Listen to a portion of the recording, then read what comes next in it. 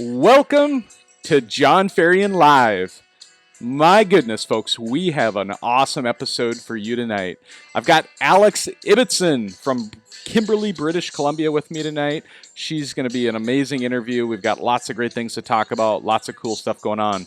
And so tonight we are here listening to the music, living large. As you roll in, all of you know the routine. If this is your first time watching, David Wagner's already doing it, right? He didn't even have to tell everybody, and they already know what's going on. Follow their lead, people. Follow their lead. Drop it in the comments. Let us know where you're watching from right now. And invite your friends. Share the show. We've got the Woodies Racing sponsors here tonight. They are hooking us up with a Woodies Racing hoodie. And we've got some more Idahoan potatoes. I love it. My long vowels come out. My Minnesota accent when I talk, which is awesome because Alex and I, we're going to be jamming with our Canadian and Minnesota accents. It's going to be awesome. You guys are going to have a good giggle fit off wherever you're at, so it'll be a good time. But yeah, Woodies Racing is here. Do them a follow. I had a great conversation this week with Kim Woody, the mother of the family that they race. Reminder, we've got, a racing family, Snowcross Racing. Follow them on Instagram. Follow them on Facebook. Get after it. Let us know where you're watching from in the comments right now, just as you're doing. So let me go ahead and drop down the Woodies Racing logo, and we're going to talk next about the Live Large shirt. So the logo, this is the newest shirt that's available on the livelargeitemorder.com/sale. All of the merchandise, the shirts like the one I've got on tonight, the hat I'm wearing tonight, the logo here you're seeing, this is the newest logo.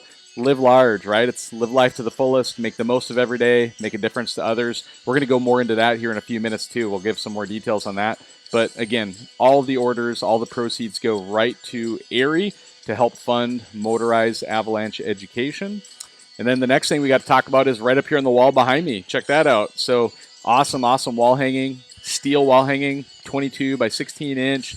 $75 and $10 of that gets donated also to AIARE. So, all right, guys, we're going to bring Alex on here in 3, 2, and 1. Alex, how the heck are you doing tonight?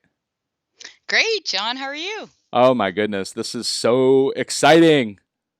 Finally, we're together online. I know, right? And we're actually streaming now, right? So I know. This is really cool because like you and I over... Has it been like a month or 2 months that you and I have been chatting, give or take a little bit? We got introduced, and we'll go into all that in a few minutes. But, previous to any episode I've probably ever done, I've probably spent more time with you on the phone than I have with most because we've had such a good time getting to know each other and understand what, you're working on. You've been looking to understand what I'm working on and all that, right? Yeah, it was amazing that Liz from AIARE introduced us because we just have so many similarities with kind of our purpose out there in the snowmobile industry and the avalanche industry, bringing safety culture to our communities and just kind of spreading the love of being out in the wilderness, Amen to that. Amen to that. And so as people are over here on my left dropping comments in, they're letting us know where they're watching from. So I'm going to read you a few, Alex, just so you know where everybody's coming in from. Let's see here. We've got David Wagner from California, Tia Smith from California, Patrick Fines from the great Canadian North. He's over in Edmonton. Yeah. We got Carl over in Seeley Lake, Montana. He didn't say that. I just happen to know where he's from. We got Steven that's here from Washington. We got Matt, known as Uchi or Ochi in Colorado. We got Todd Swing from Plymouth, Minnesota. My mom and dad are watching. Carolyn Ferrian's here from Brainerd, Minnesota. I love it when they're watching. They're some of my top fans. I don't know if you knew that or not. And then we got Rick from Wisconsin, Monty from North Dakota. Jeff is here watching from Steamboat Springs, Colorado. Mike Morrison is another British Columbia Canadian up there. Tori Billings, an upcoming guest here. Shh, don't tell anybody though. It's not announced yet. But Tori Billings, she's coming on the show here in probably in the next month or so. I think we're going to bring her on. She's out in Steamboat, Colorado. We've got Jeremiah from Team 11. Knowing as much stuff I've done with Iron Dog, I'm thinking that's a Iron Dog team. Kyle Franklin from California. We got Jared Griffith from Southeast Idaho. Bill Yeager from Washington. Todd Kramer from Idaho. Kyle Franklin, he's back on here. Blair Murphy, he didn't say where he's from, but I think Kimberly. Is that Kimberly? BC. Okay, Blair Murphy's on. And we got Monty. All right, it keeps going, but everybody's on. We got people from all over the country here, both your country and my country. Fabulous. I love You, it. you know, I got to ask you though, Alex. That's a pretty sweet hat you're wearing. Can you tell me about that hat? What does that logo mean, and what is that for? What's that about? That is my logo at Canada Backcountry Services, my backcountry safety education company. Okay, Yeah. I really would like a hat like that. What do you think? Do you like my hat? I love your hat. That's totally my style. Love the Cool. red and the white and black. Totally. Yeah, yeah. It says "Live Large" on it. That's what we do Sure. around here. So, you up for a trade? I mean, you want to just trade? What do you think? Yeah. Okay, let's trade. Here you go. I'm Ready? into that. All right, let's do this. Okay.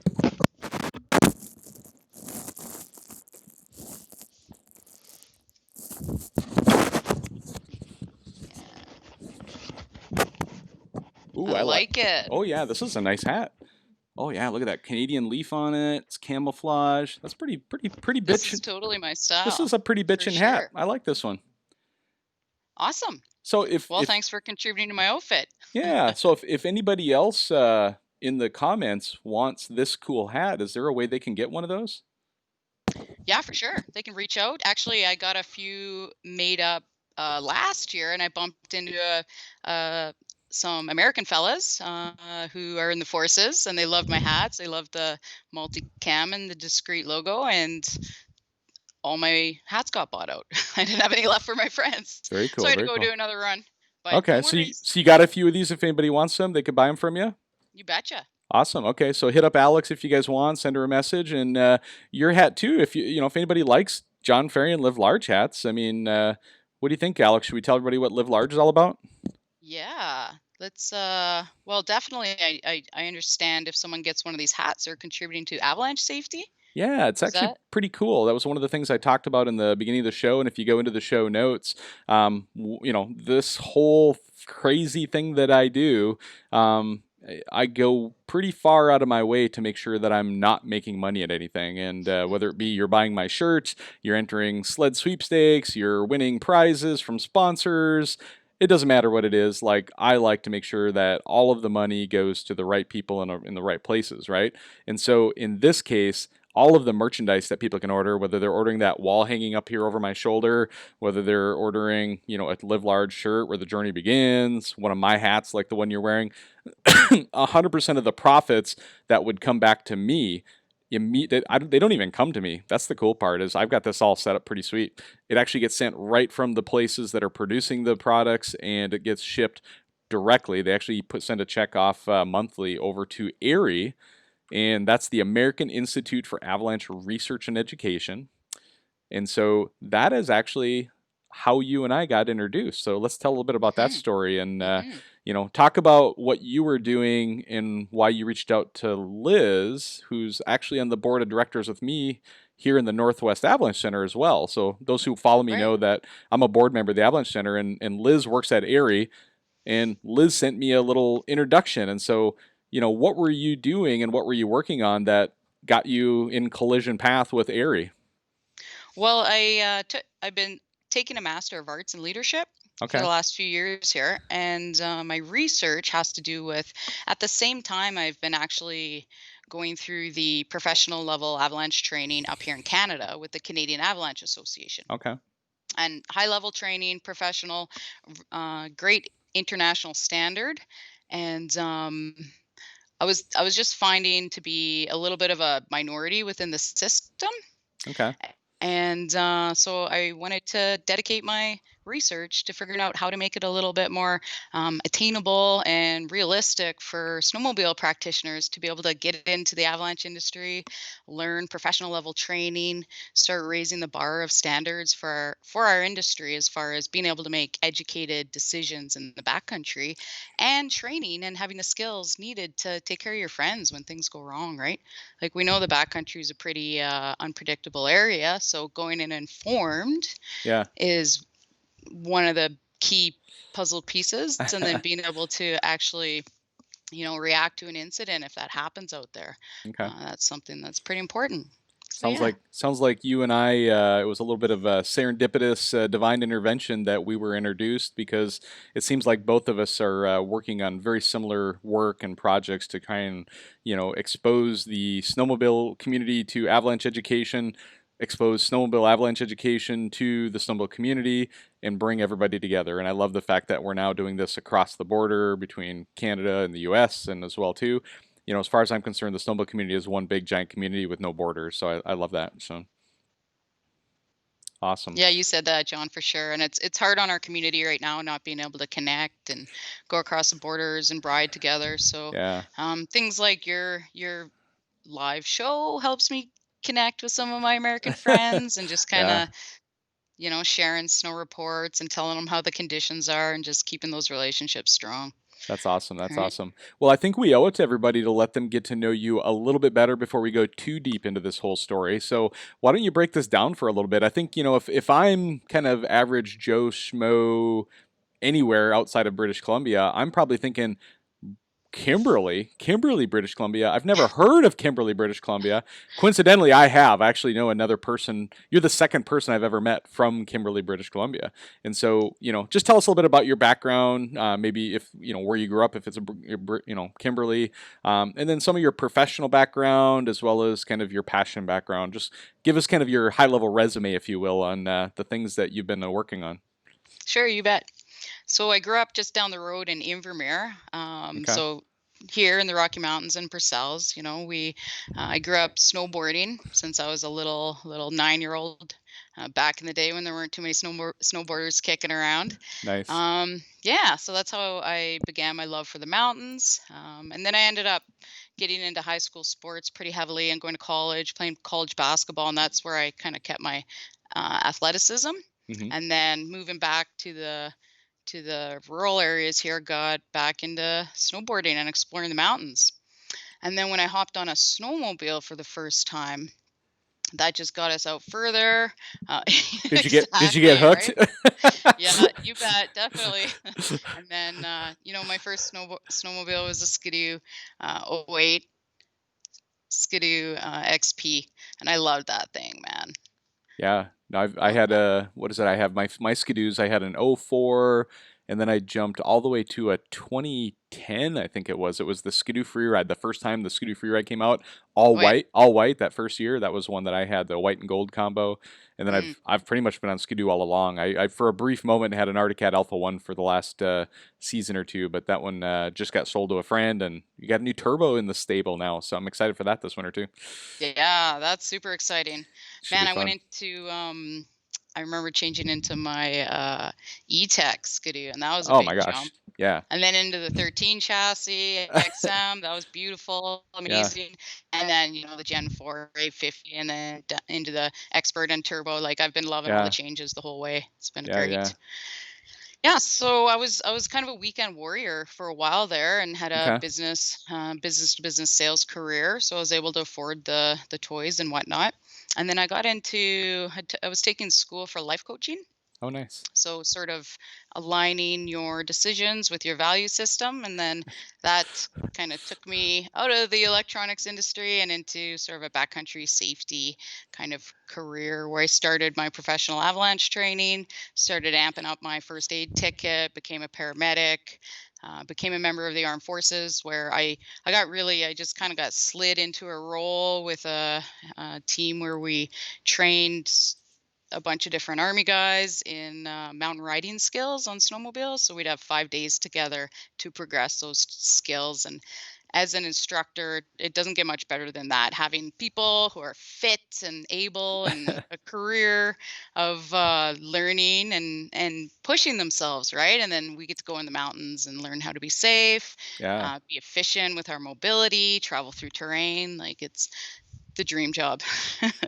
It sounds like it. So that was the part that, as we've talked, I just, every time I hang up the phone and I walk away, I'm just in awe of all of the things that you've been involved in. And right, everything from being, a ranger in the military to, avalanche education. And, and I know you talked a little bit about it. I don't know if you touched on it here, but, you've helped with some of the ladies riding clinics around Canada as well. It sounds like too, right? You've been supporting other riders and other groups and stuff too. Do you want to touch on that just for a minute too, of some of the things you've been involved in? Sure, yeah. Right before I got into the Rangers there, I was kind of cruising around, learning, just really immersing myself in the culture. I had the opportunity to work with Julianne for a year That's there awesome. when she Yeah, came out into the Kootenays. We worked together. That was awesome. She sort of introduced me to the industry. And since I have kind of a few different things going on, I'm always traveling quite a bit actually in the winter time, and kind of moving from different snowpacks to different snowpacks and just trying to stay busy, right? Because we know yeah, it's a pretty challenging industry to make a go of it for any primary income. So yeah.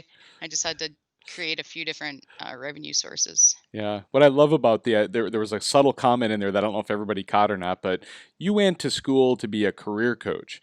And what I heard was that you went to school to learn how to tell yourself what career path you should be on, because it sounds like you took that education and you said follow your heart, right? Follow your heart and your mind versus going to where you felt like, maybe was the most money or the most, successful, or we all get in our own heads in this world that we're in on what we think we should be doing to support ourselves and our families versus sometimes our heart and our mind and our soul. Like I find that even my new job at Microsoft for 3 weeks, it's like it's really obvious to me every time I'm like talking to people like, oh, tell me a little bit about yourself, or people in my, believe it or not, this is the exact chair I sit in all day long for my Microsoft job, and people are seeing this sign up over my shoulder, and almost always they're like, oh, tell me about that, what's that about? And you should see the Yeah. big smile on my face and the passion come through the screen and like all this stuff, just like I do on the show here. And it's like, oh yeah, I think I scare them a little bit. So it's awesome. It's awesome. But yeah, the passion that we pursue, and you never know. Maybe someday there will be a career in the industry for me as well too. But for now, this works. So day job and a passion on the side. So Well, John, I couldn't disagree with you more, because I think you're making a huge difference in the industry, and I consider you a big part of it because, wow, that's sitting here, generating the community, being a connector, bringing all people together to in the name of avalanche safety. Like that's what's you and AIARE and many other people out there on a crusade to shift the culture to yeah. be more safety oriented and family oriented. We owe it to folks like you for sure. Oh, that's so awesome of you to say, and I just as you say it, I just feel this like tingling sensation going through my body of like, oh, like people get it, like why I do this and what it's about, and I just it makes me feel so good to hear people say it out loud, and it really is just a project of passion, and like sometimes I wonder like why am I so crazy that every single week I'm sitting in this chair on Sunday nights hanging out with all of you, and it's because I love it, right? It's such Hmm. a fun time, and this week we got multiple shows coming up. By the way, we got Monday night, tomorrow night. I got another show coming up with Zebros, Nate Zollinger from Zebros. And then Thursday night, I'm supposed to be on with Seat Concepts. These are all companies that are tied into that Ultimate Backcountry Sled Sweepstakes, which is then raising money for AIARE again for more avalanche education and scholarships. So a lot of stuff, fingers in a lot of things, and a lot of people coming on and stuff too. But And when you mention kind of our connection on being passionate about this together, yeah, it definitely makes me think of meeting Norm Brown up at Force Power Sports. Like okay, this is sort of how I move through the industry and meet people and make connections. Like initially, so he's got a scooter dealership, Force Power okay, Sports, up in Prince George, and moves a lot of machines. It's a big open area up there, so there's a lot of snowmobiles going out in the backcountry, right? yeah, And when I kind of just walked in, introduced myself, and started talking about what I want to do with Canada Backcountry Services and how I'm passionate about safety in the mountains and sharing avalanche knowledge and even just mobility safety skills too, right? Like it's not just about avalanche safety. Like there's a hmm, lot of other and many snowmobilers who haven't kind of started going on their formal avalanche training path have lots of great backcountry travel safety tips and yeah. wisdom. So, a big part of the research that I've been doing is just making these connections between the different people going out in the backcountry I love so that. that we can share our knowledge together. Kind of like what John Miller's doing there with Backcountry Oh yeah, United. yeah, very Yeah. good. Yeah. So that's another great connection as well too. And so the research you've been doing is amazing. There's a lot of things that you've been uncovering through your research that I know we're going to kind of dive into and talk about and some of your experience. And so why don't you go ahead and just jump into some of those thoughts that you have that you want to make sure you share tonight. And if there's anything you need from me, just kind of let me know. But I'll kind of turn over to you for a minute here. So Yeah, you bet. One of the big ones, and I already kind of touched on it, is a lot of the sort of high celebrity professional snowmobilers who've been doing it their whole life. yeah, They're bringing up the point that they grew up doing it as kids out yeah, there with their families, like they got started as a family oriented sport. Everyone's going out roasting hot dogs, it's cold, and there might have been a couple tears with the little ones, but yeah, everyone starts learning how to function in the backcountry, and that's kind of how you build a community, right? um, absolutely. and then we have all these really high powered, awesome machines. And, we've been pushing the limits with our engineering and technology. And, I love the machines I'm riding. So I think we sort of jumped on the train of this kind of extreme sport. And then it sort of moved away from the family oriented, and that's the longevity of our sport. If we don't have kids out there enjoying themselves, if we have parents who are too afraid to take their kids in the mountains, then our sport's like literally going to end. So it's happening. Like, Yeah. definitely, I think down south you guys have a lot more population density, Hmm. so that 5%, 10% of junior riders out there, looks like there's a lot more of them, and then they Yeah. have a crew of riders to ride with, right? So I think that was one of the big topics that came up for people, Yeah. as far as where we're heading with our culture. Yeah. And I think I'll add a couple of comments there too. Is families is a piece of this, but whether you're taking a kid and bringing them into the sport, through that family experience and letting them grow up with it and creating that awesome environment for the kid.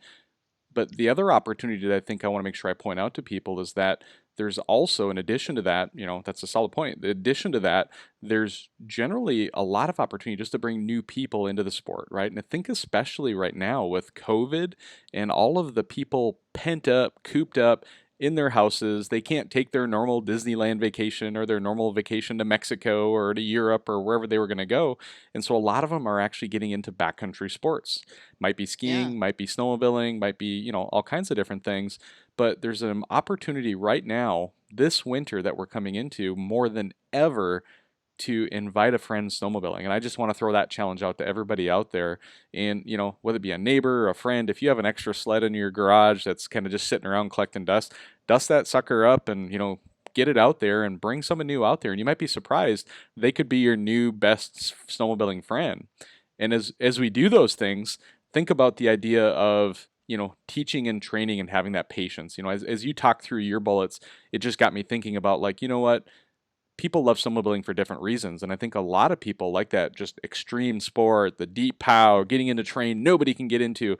That's all amazing and all, but what if we were to slow down every once in a while and invite somebody new with and bring them in at a pace that they're comfortable so they could really get in there and enjoy it, whether it be a kid, to your point, or just a new friend, a neighbor, somebody that you work with. I know as I've started this new job over the last month and people have been asking me about my sign behind me, I've put out invitations about a half dozen times now to people to come out ride with me this winter. So Yeah, that's an awesome point there, John, for sure. And I mean, like, while you're doing it, you show your friends the ropes, right? What you do, you don't drive on the wrong side of the trail when you're heading in, like, it seems obvious to us sledders for sure. And as people are coming out, and as new people are venturing into the backcountry on snowmobiles, here we are as experienced riders to help them understand what's acceptable and what's non-acceptable behavior in the backcountry, right? yep. Because the more unacceptable behavior we see happening on snowmobiles in the backcountry, the more likely some forces are going to literally kick us out of the backcountry. And we're seeing that all over the place, right? Like, we have our favorite riding areas getting lots of pressure on it all over the place. So as riders, if we can show that we can use the backcountry respectfully, Yeah. then we get to be there, like, we get to enjoy the mountains too, Yeah. right?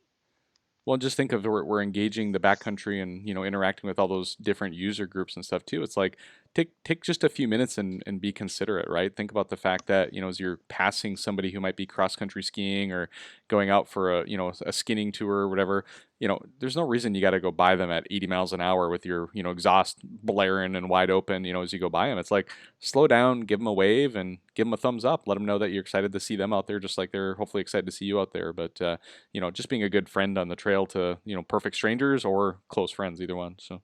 Yeah, I've even got great reactions from people just for like a simple head nod, Yeah.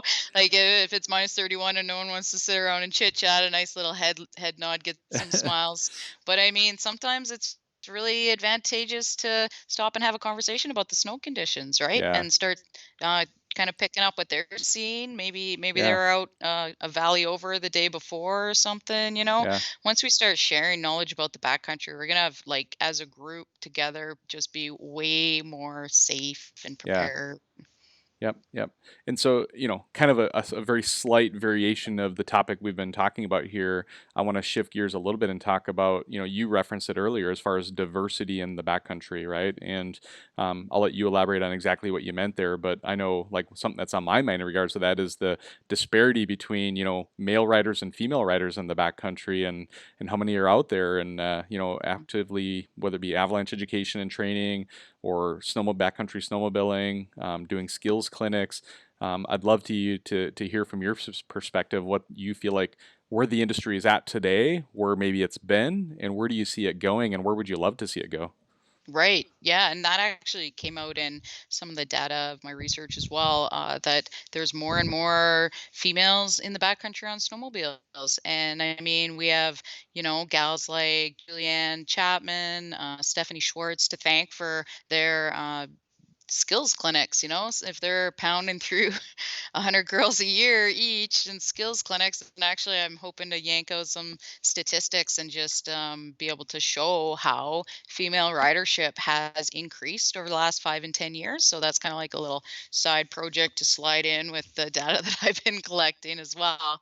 And personally, what I've noticed going through the professional avalanche pathway in Canada is that, like, in the last 7 years, um, females have made up 50% of the people who've been taking our professional level 2 training on Yeah. snowmobiles. So Okay. it's not offered very often. So those are still low numbers Yeah. that are taking it, but we made up 50% of it. So that's a pretty great statistic That's amazing. That's considering awesome. snowmobiling, can, in the popular narrative, people can consider it to be a male sport, right? Yeah, no, absolutely. So that's great. And so, as far as where you see it going or where you'd like to see it go, is there anything else that you want to add to that, or is that Well, yeah, I mean, let's say 10 years ago, there'd be women that I'd ride with and stuff. And then often when gals started having a family, then, they kind of felt like they had to be pulled away from the sport. Now we're starting to see some pro riders raising kids while it's they're awesome? doing the same thing, like amazing moms, multitasking and whatnot. And then suddenly, a couple years later, they're, hanging out with the group. I actually just had a conversation with a fella who wanted to get his 12-year-old into one of my classes. And I was just like, you know what, like, this is awesome. I don't want to discourage you trying to get the training. So, I'm coming by there often. I don't know what my liability insurance will Yeah. say about me taking a 12-year-old on a motorized vehicle into the mountains. Yeah. I already had to go through a lot to get my liability insurance in the Yeah. first place, right? So we had some cool dialogue around how we could try to set up some sort of training so that our young up and coming sledders can get that training right out of the gates and start building those observation skills, because it's a lifetime development that you go through, and Absolutely. you'll tweak it along the way with formal training and Yeah. stuff. But yeah. Yeah. No, I know you've done a lot of, personal training and education in pursuit of your own avalanche education career path. And as you've pursued that within Canada, I know some of the navigation that you've made in Canada has then kind of given you a 180 and then down here in AIARE also, right? And you've had the ability now by interacting with AIARE and understanding more what's going on in the United States versus what's going on in Canada, I'd love to hear your perspective on, the contrast between the two or the similarities between the two, and just share some thoughts on that if you would. Well, I couldn't have been more delighted with how inviting and accepting AIARE was when I brought my project idea down. It was just an amazing. And then some of the sort of nerdo lingo that was kind of flying out of my mouth at a rapid rate was coming back to me in the same Yeah, form from both Liz and Sean. So I think we were all a little bit surprised and delighted to see how we had a lot of similarities with our thinking with human behavior and culture, and how to kind of inspire the type of culture that you want to see, that's aligned with your value system and yeah, whatnot, and just kind of the intricacies of kind of what we do as humans and groups, and how that changes how we act and function and whatnot. And then I definitely want to Jeremy Hankey was actually the fella who yeah. linked me to AIARE. Okay, And a neat little piece of information with the research that I'm doing is we see little pockets in Canada where there's already a high level of avalanche training, both recreationally and professionally, because okay, then the professionals teach the recreationalists, right? And yeah, then it creates this kind of cluster of a snowmobile avalanche safety culture. yeah. And a lot of those places where that's happening, there's kind of a nugget of area in there, an interconnection between certain people. So I think what I want to emphasize about that idea is that small groups and one person here and one person there can make a pretty big difference, you know? Wow, no, that's amazing. I just saw a comment on here too. I'm just going to read it quick here. Okay. Yeah, no, I'll pass on that comment too. I thought it was tied into the show there too, and I thought I would share it and comment it, but I'll pass it at this point. So anyway, just wanted to talk a little bit next about, some of the other things that's going on in the kind of the snowmobile avalanche world, because I know, here in the United States and based on a conversation with you, it's, avalanche education and training always started with non-motorized, right? Because frankly, 20, 30 years ago when all of this started, our snowmobiles weren't bringing us to the places in the backcountry that these, very intense backcountry skiers and downhill skiers and stuff were doing, right? And so they were the only ones that could get into that terrain. And so it all started there out of a need that they had. And now that we've gotten to the point where our equipment and our machines are getting more and more intense and, and all of that you know, with the education that we all need to have now to be able to get into that terrain, it's all kind of coming together and colliding. And I know some of the things that you had mentioned to me was there's like a snow science workshop or snow panel workshop. You were sharing that with me in our pre-conversation. Why don't you give us some insights on what you're seeing in this evolution of snowmobiling becoming more mainstream in the avalanche world, which historically hasn't been the case? Yeah, you bet. Um, great concept you just shared about how the ski um, community created the avalanche industry, right? Like Yeah, that's a long-standing, very historical industry. And then, snowboards kind of came along and were like us too, and they were sort of getting the inclusion that as snowmobilers we're now kind of trying to encourage. And I mean, it's happening. Like there's tons of great mentors and whatnot in the higher level leadership in Canada at the Canadian Avalanche Association, who are dedicating hours and hours of their time to helping kind of inject some of that wisdom into our snowmobile community so that we can start building our own leadership yeah, within riders to pass into their riding group and pass into their communities as well. yeah. So yeah, so this year there's a snow science workshop. It happens every 2 years and it's all over the world. It was supposed to happen in Fernie, BC. And then with the COVID-19 restrictions and travel restrictions, they did a virtual one. Okay. And actually, the Canadian Avalanche Association did a virtual AGM. Hmm.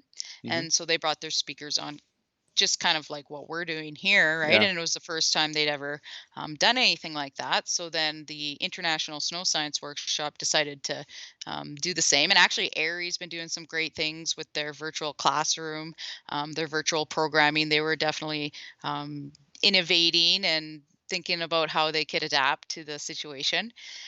So with the virtual snow science workshop and the same crew in Fernie, they they organized the event and put it together and decided to have a snowmobile panel. Hmm. So a panel of snowmobile professionals or practitioners who have a high level of training and to just share sort of what their operations look like and share that knowledge and wisdom with the ski predominantly ski and snowboard based community within the avalanche industry. And it went really well. Hmm. I thought they all were incredibly professional. It's just great to see the avalanche world opening up and sort of welcoming the knowledge of our top snowmobile practitioners. So we had some American representation there with Duncan Lee.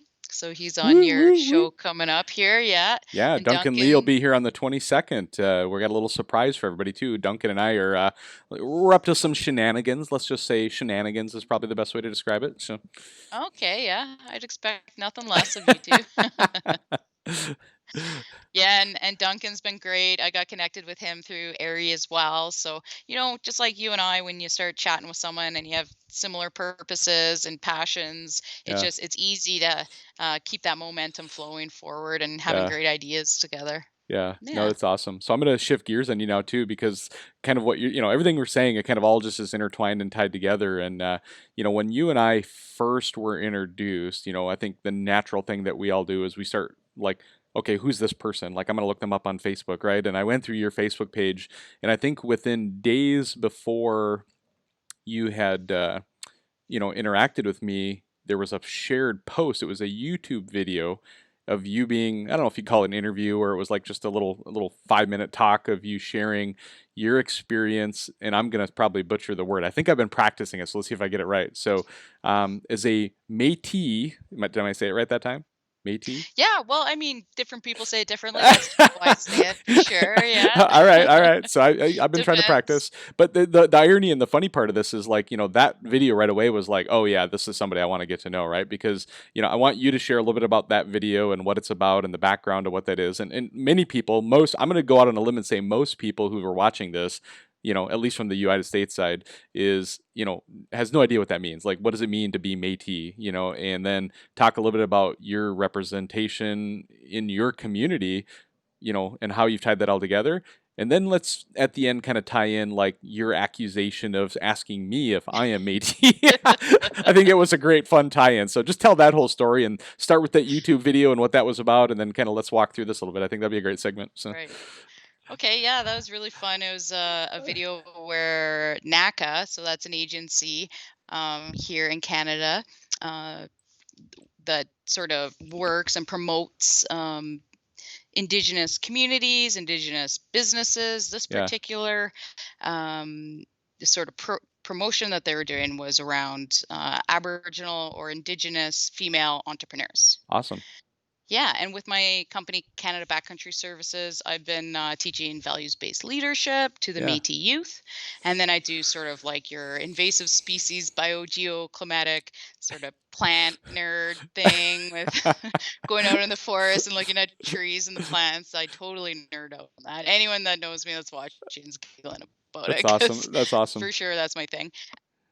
Yeah, and then I also got to do a backcountry safety and preparedness workshop. So that's one of the things I do with Canada Backcountry Services. So some people I know within the Métis Nation invited me to come speak at this conference they had for building wealth for the Métis Nation, and Yeah. then also to do this video series and be interviewed. And what Métis are is in Canada, we have three Indigenous or Aboriginal peoples. We have Okay. our First Nations, and we have Inuit, and then we have Métis. And I'm Métis, which means that I can link my lineage to the Red River rebellion where Louis Riel was wrongfully hanged for treason. So it's a little political to be Métis or not be Métis. And so we have a history in Canada as Métis people who were, so the fur trade was on the shoulders of Métis people. Okay. So if you think back in the day, people trudging out in the wilderness in the snow, normal people look at them and think they're crazy for going out into the barren wilderness. That was what Métis people were doing. So, snowmobilers kind of do that a little Yeah. bit too. So there's some connections for sure. That's awesome. And then with my life coaching background, I've really explored my core values pretty in depth.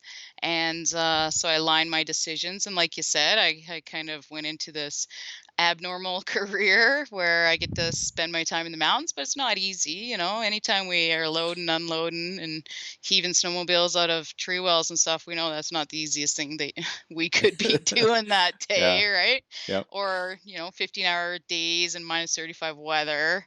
You don't always get the beautiful bluebird days with sunshine. Yep. Nope. Exactly. Yeah. And then at one point in the conversation, you're saying like, you were telling me all about this and all the background stuff, and you're like, John, are you sure you're not Métis? Like, and so what Yeah, made you well, what made you ask exactly. that? I guess I'm curious what made you ask that when you brought it up. So Well, you have dark complexion. You look like you could be Métis for sure. I'm not gonna lie. And I mean, we're not your most visible Indigenous peoples, which is another interesting yeah, kind of dynamic about identifying as Métis and yeah, sort of the social pressure of if you can or can't or whatever, right? yeah, And then also just how you have such a values the values that you kind of put your behavior on top of and your decision making and how you spend your energy and your time and dedication yeah. to me is very akin with some of the values that I have that I consider to be part of my Métis roots. There you go. Because you go and you visit your family and you just kind of connect on some things, Yeah, and then I'll go to these Métis events like the AGM or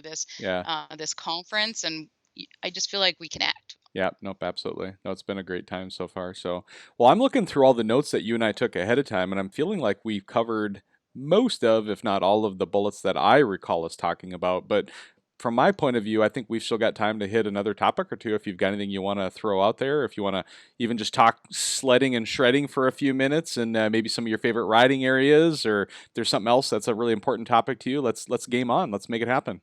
All right. Well, I'm really looking forward to the year this year because when Yeah, you're doing two different types of schools, doing the masters there and then the Canadian Avalanche Association level 2, kind of cut into my riding last year. yeah, But I mean, it's not looking like we're going to be able to be crossing the borders this year, and pretty grateful to be living in BC where I am, even because we have border sort of restrictions with our provinces oh, sometimes. really? Yeah, it was just kind of, well, with the armed forces there with the as a ranger, I was on contract there, so they kind of stopped us from moving across the borders. But anyways, I guess that's not really what you had me to talk about. No, that's okay. So what's your plan for the season? You got any like big trips or events planned that you're going to be part of this coming season? Well, I like to get over to Revi in the early season because they typically get the nice early snow. I did already miss a storm. I'm super jealous, by the way, because like for the last probably almost 5 years in a row, Thanksgiving, U.S. Thanksgiving, not just to be clear, there's a different timing for the Canadian Thanksgiving, but for the U.S. Yeah. Thanksgiving over the last weekend in November, that's always our first big epic ride, and we go up to Revelstoke or Sycamus, in that general area, and make our first ride of the season. And with the borders closed right now, and the way the elections just went, we'll have to see how the world unfolds in front of us. But it's not looking good anytime soon to get across the border and shred some POW. So might have to make some alternate plans, or just wait a little longer to get out in some epic POW down south here. So Yeah, for sure. And I mean, I don't know. I kind of like to just being a risk analysis person, yeah, with paramedicine and then also business owner trying to navigate this whole COVID-19 stuff. Um, there would there should be eventually a way for us to operate in the backcountry completely compliant with oh yeah, droplet precautions so that we don't see these restrictions where we're asked to stay home yeah, because that's the only way to be compliant. So when that happens, we'll shred, John. All right, that sounds good. We'll get the borders unlocked, and we'll figure out a time to be able to connect. So either down here or up there, one or the other. So Yeah, and if it would be an idea to come up north to the Smithers area. So I live in Kimberly. So early season, I like to get out to either Revelstoke, Sicamous yep, area, see my buds there, see KMP, go riding with them. Also, whitefish, man, that used to be my early season. They would always get those like early storms yeah, where they get a awesome snowpack, Eureka, whitefish area. I was definitely going down to Montana for early season before. And then generally the snow will start to kind of accumulate in our shallower snowpack here in the yep, Coonies. awesome, awesome. Yeah. And then here you get so many different storms coming from different directions. So I could just hop down to Whitefish, or Yeah, even Fernie would get some snow that I maybe might not get here, or then yep, head up to Golden area, yeah, or kind of just Radium area there too. And then if yep, I'm that far and it's storming and line up some people to ride with in Revy Sicamous, I'll just keep blazing that way. yeah. No, that But sounds then fun. this year, or I like to spend most my bulk of my winter up north in Smithers. Okay. Yeah, they got some pretty good riding up There's a there. few of those areas you're talking about that I've never heard of yet, so I'll have to check them out and look on the map, see where they're located. So awesome. Well, I've got one trip for myself this winter planned. Like, with the new job, I've got limited vacation, so I can't go too crazy this year. But the one trip I have planned, I'd like to share just for a minute with folks too, just in case anybody else might be interested. It's actually a really cool trip, and it's tied in with a lot of the great partners that I already have partnered with this Live Large University and everything. So, what it is in Seeley Lake, Montana. There's a lady out of North Dakota by the name of Carrie Wayner, I think is how you say her last name. I could be butchering that, so forgive me if I did. But she does a website called sledchatter.com, and it's powered by Driven is kind of their lingo and their branding. But she's pulling together, she does this every year, and she's pulling together an event that my wife and I both are going to this year. Potentially a few local friends are going, but I think I'm hearing other people from around the country are interested too. But if anybody's interested, hit me up with any private details. You'll be able to come out and ride with me and my wife. And it's a combination avalanche training and Ride Rasmussen style training, right? So the first 3 days of the event, which are the January 31st, is the first day. It's on a Sunday. So we're doing 3 days of level 1 avalanche training with AIARE training with Brian Lundstedt from Tyler's Backcountry Awareness. He's coming up to support the event. We're staying at a place called Rich Ranch, which is the family's last name is Rich. It's in the Seeley Lake, Montana area, and so it's lodging and food and the classes and everything are all inclusive in the pricing. Shoot me a private message. I'd be happy to share the pricing with you. I don't want to just blast it out publicly here, just in case there's special discounts that were offered. I don't want to just totally blow it out of the water. But the 3 days of level 1 avalanche training, and then if you take that first 3 days of level 1 avalanche training, there's a free ride day in the middle on a Wednesday, and then we go into Thursday and Friday with Ride Rasmussen style trainers. So we've got 2 certified trainers from Ride Rasmussen style from Brett Rasmussen's team. Carl is one of them. He was actually here watching tonight, so it kind of reminded me to mention this. And then we have Cameron Comenti out of Wyoming. So they're both trained as certified as Ride Rasmussen style instructors. And then I'm going to start a rumor, but I can't promise anything at this point. But Brett Rasmussen himself, who usually is in Russia at this time of year, during this time, may actually be able to come and join us for that trip potentially. But that's not confirmed yet at this point. But the rest of the event, it's all inclusive, 6 days or 6 nights and avalanche training, 2 days of a Ride Rasmussen style, plus an epic time altogether. So if anybody's interested, send me a private message. I'd be happy to share pricing with you and web links and all that stuff to look it up. But you can look up most of the information at sledchatter.com. But if for the special bundle price package for everything, there's a special discounted price that you won't find on the website that I can share with you. So let me know and I'll hook you up. So that's my big trip for the year. Normally I'd be going to British Columbia one weekend or something else too, but this is kind of the one we're putting all of our eggs in that basket. So Awesome. And that's really great that you're encouraging a full class. oh yeah, Like it's amazing that there's all these avalanche awareness going on all over the place, so people can kind of dip their toes in avalanche knowledge. And yep, but that's the first step sort of thing, right? Yeah, And then exactly. you have to kind of keep building on that and building on that. And a lot of people don't really make that connection with their riding level Hmm. and where they're taking themselves and how far out they're taking themselves with Yeah, that riding level as it's progressing, and how your avalanche knowledge and awareness has to continue to grow with you as you're taking yourself into those more technical riding areas, right? yep. Nope. Awesome time. Awesome time. So cool. Well, Alex, any final thoughts, any final words before we wrap this sucker up? Well, thanks a lot for bringing me on, and Yeah, I think that gratitude I shared at the beginning, that we connected, Ari connected us, yeah, Jeremy connected me with Ari and Travis and Duncan, and just knowing that there's other people out there driving with the same passion yeah, for spreading knowledge, so that we yeah. can be a really responsible user group out there, show that we know how to take care of ourselves in the backcountry. Exactly right, and vice versa. Back to you is, if there's anything I can ever do to support your work and what you're doing, just say the word, and we'll share some information out, or do what we can do to help you out in any way we can, and then vice versa too. If I ever need anything from the BC crew up there, I'll give you a ring too. And in the meantime, let's just continue to stay in touch, and continue to live large and have a good time. Yeah. Sounds good. I'm in. Awesome. So, everybody who watched the show, if you haven't already, please share the show out. We had an awesome time tonight. Alex, thank you so much for coming on. And as I wrap up every show, I tell everybody don't forget to live large, and God bless everybody and have a great night. All right. Thanks, everybody.